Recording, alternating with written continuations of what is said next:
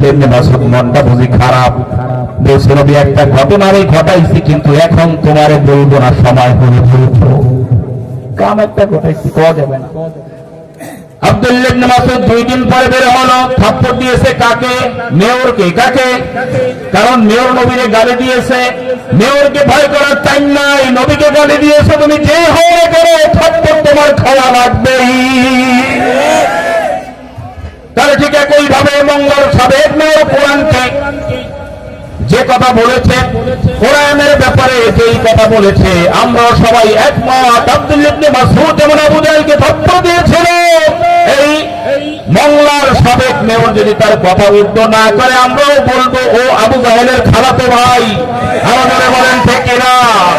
আমার বন্ধুগণ, আব্দুল্লাহ ইবনে মাসউদ আবু জাহেলকে থাপ্পড় দিয়ে নবীর দরবারে চলে গেল। 2 দিন পরে বের হলো।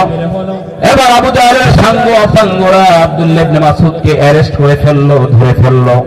এবার একটা গোপন জায়গায় নিয়ে পাহাড়ের পাদদেশে আব্দুল্লাহ ইবনে মাসউদ, ছোট্ট মানুষ, যার পাটা একটা পাথরের উপরে রেখে আর একটা পাথর দিয়ে পা যখন ভেঙে দেয়, আব্দুল্লাহ ইবনে মাসউদ ডাক দিয়া বলে, আবার কি অন্যায় রে, আমার নবীকে গালি দিয়েছে, প্রতিবাদ করেছে, জন্য আমার পাটা তোরা ভাঙিস না।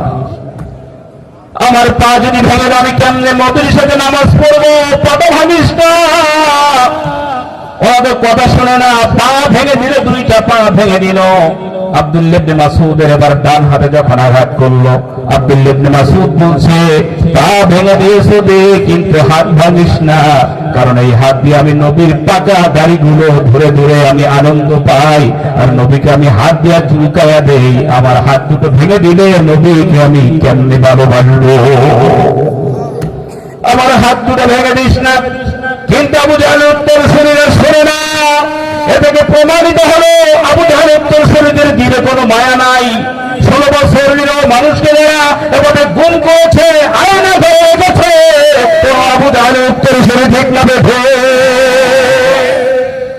আমার বন্ধুগণ, আবু জাহেলের লোকজন আব্দুল্লাহ ইবনে মাসউদের হাত ভেঙে দিল, পা ভেঙে দিল। রক্ত মেখে রক্তাক্ত অবস্থায় আব্দুল্লাহ ইবনে মাসউদকে পাহাড়ের পাদদেশে শোয়া রাখলো। একদিন পার হয়ে গেল, আব্দুল্লাহ ইবনে মাসউদ নবীর দরবারে আসে না। নবী আলীকে পাঠায় দিলেন, নারী রে, আমার মন সাক্ষ্য দেয়, আমার বুকের মধ্যে ব্যথা হয়েছে, আমার মনে হয় আব্দুল্লাহ ইবনে মাসউদ কোন বিপদে পড়েছে। যাও তো দেখো কোথায়। হযরত আলী দৌড়ে গেলেন, বিভিন্ন জায়গায় খুঁজলেন, সর্বশেষ একেবারে সবার শেষে পাহাড়ের পাদদেশে গিয়ে দেখলেন আব্দুল্লাহ ইবনে মাসউদের হাত ভাঙা, পা ভাঙা, অচেতন অবস্থায় পড়ে আছে। নাকের কাছে আঙুল দিয়া দেখলেন এখনো জীবিত আছে। কোলের মধ্যে নিয়ে এক দৌড়ে নবীর দরবারে যখন রাখলেন, আল্লাহর নবী আব্দুল্লাহ ইবনে মাসউদের অবস্থা দেখে চোখে পানি ধরে রাখতে পারে নাই। অজর ধরায় কাঁদলেন। পিছনে দাঁড়িয়ে আছে জিবরাইল, নবী কাঁদে, জিবরাইল হাসে। কাঁদে কে? নবীজি কাঁদে, সাহাবীরা কাঁদে, আর জিবরাইল পিছনে দাঁড়িয়ে দাঁড়িয়ে হাসে। এই কাজটা কি জিবরাইলের ঠিক হয়েছে? কথা কয় না। নবী কাঁদে, সাহাবীরা কাঁদে, যদি বেলাল কাঁদে, আর জিবরাইল পিছনে দাঁড়িয়ে দাঁড়িয়ে হাসে। আল্লাহর নবী রাগ হয়ে বললেন, জিবরাইল তোমার বুঝি এখন হাসার সময়? হাসো কেন? আমি গালি, তুমি হাসো, কারণটা কি? জিবরাইল বলল, ইয়া রাসূলুল্লাহ, এখন বলবো না, সময় আসলে আমি জানায়া দিব। আমি এখন কেন হাসি আল্লাহ আমারে জানিয়েছেন, ওই ঘটনা সামনে ঘটবে বলে আমি এখন হাসি। আমার নবী আব্দুল্লাহ ইবনে মাসউদের পায়ের ভিতরে তার মুখের পবিত্র লালা লাগিয়ে দেখে আব্দুল্লাহ ইবনে মাসউদের বাম পায়ে লাগিয়ে দিলেন। আব্দুল্লাহ ইবনে মাসউদের বাম পাটা নড়ে উঠল। যিনি ভাঙা মেরামত করে দিলেন, ভাঙা যে যিনি সুন্দর করে দিলেন, তিনি কে? আল্লাহর নবী। আবার তার মুখের লালা নিয়ে বাম পায়ে লাগায় দিলেন, ডান পায়ে লাগায় দিলেন, পা দুটো এবার নাড়ানো শুরু করছে। আল্লাহর নবী মুখের লালা নিয়ে ডান হাতে বাম হাতে লাগায় দিলেন, হাত দুটো নাড়াচ্ছেন। সুবহানাল্লাহ বলেন।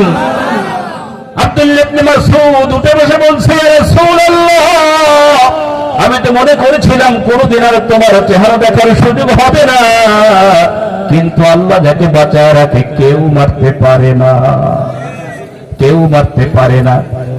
এই কথা বলে লাফ দিয়ে নবীর কোলে উঠে নবীর ডান গালে বাম গালে চুমু দিয়া বলল, ইয়া রাসূলুল্লাহ, তুমি আজকে আমার প্রতি যেমন খেয়াল রেখেছো এরকম আমার প্রতি আজীবন খেয়াল রাখবা, কারণ তোমারে না দেখলে আমি পাগল হয়ে গেছি, তোমার চেহারা দেখলে আমার ক্ষুধা লাগে না, তুমি জানো না আমি কত বেলা না খেয়েছিলাম, শুধু তোমার চেহারার দিকে তাকিয়েছিলাম, ক্ষুধা আমি ভুলে গিয়েছি। আল্লাহর নবী আব্দুল্লাহ ইবনে মাসউদের মাথায় হাত বুলায় বুকের মধ্যে চেপে রেখে বললেন, মাসউদ আব্দুল্লাহ রে, আমি কোনদিন তোকে চোখের আড়াল হতে দিব না, আমি আল্লাহর দরবারে দোয়া করে দিলাম, আল্লাহ তোকে পৃথিবীর শ্রেষ্ঠ মুফাসসির হিসাবে কবুল করুন।